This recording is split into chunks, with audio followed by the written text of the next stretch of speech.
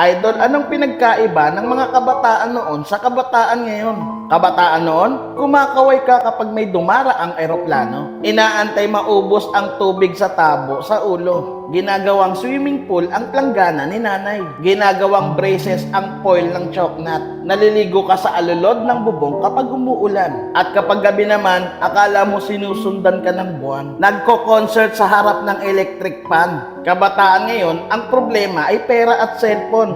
Ang problema lang namin noon kung paano makatakas sa bahay para di matulog ng tanghali. Lumaki man kami sa palo, aminin natin mas maraming nire-respeto na magulang sa panahon noon kaysa ngayon. Mga kabataan ngayon, isang chat lang, may jowa na. Mga kabataan noon, ang dami ng alam na trabaho. Kaysa sa kabataan ngayon, tamad na, puro pa gadgets, di pa mautusan. Minsan nagiging ibon, wait lang.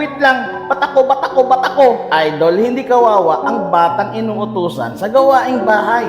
Ang kawawa ay yung batang lumalaki na walang alam sa buhay. Yung nakaranas lang ang pupuso nito, real talk yan.